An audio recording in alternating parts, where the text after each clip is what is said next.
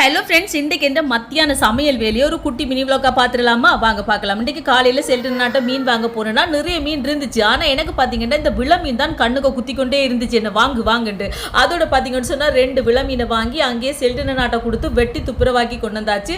வீட்டை கொண்டு வந்து நல்லா வடிவாக கழுவி மஞ்சள் உப்பெல்லாம் போட்டு கழுவி எடுத்துட்டு அரைச்சி குழம்பு வைப்ப மட்டும் தான் இருந்தேன். ஆனால் டைம் கொஞ்சம் மட்டுமட்டா இருந்ததால் குழம்பு தூளை போட்டு குழம்பு வைப்ப மட்டும் எடுத்து வச்சாச்சு. அங்கால சின்னவாட பால் சொதிக்கு எடுத்துருக்கேன். நீங்கள் அலங்கிட்ட குழம்புக்கு சின்னவாட பால் சொதிக்கு பார்த்தீங்கன்னு சொன்னால் சின்ன வெங்காயம், வெள்ளைப்பூடு, கருவேப்பிலை, ஒரு பச்சை மிளகாய் சேர்த்துருக்கிறேன். இங்கே எங்களோட குழம்புக்கு சின்ன வெங்காயம், பச்சை மிளகாய், கருவேப்பிலை, தக்காளி பழம், வெள்ளைப்பூடெல்லாம் சேர்த்துட்டு தேங்காய் பால் சேர்க்கிறேன். 2க்கும் 1ஆம் பாலும் 2ஆம் பால் 3ஆம் பாலையும் சேர்த்துட்டேன். சில பேர் பார்த்தீங்கன்னா கொதிச்சு கொண்டு வரையில தான் 1ஆம் பால் சேர்ப்பினேன். நான் ஒரேடியாக எல்லாத்தையும் சேர்த்தாச்சு.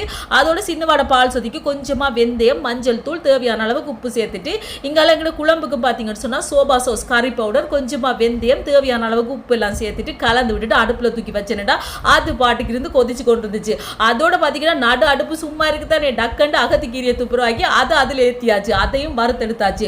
இப்போ பார்த்தீங்கன்னு சொன்னால் கடகடன்னு சமையல் வேலையெல்லாம் முடிச்சாச்சு. இனி சாப்பிட வேண்டியதான். நீங்க எல்லாம் சாப்பிட்டீங்களா நன்றிகளே? வீடியோ பிடிச்சிருந்தா மறக்காம சேனலை சப்ஸ்கிரைப் பண்ணு.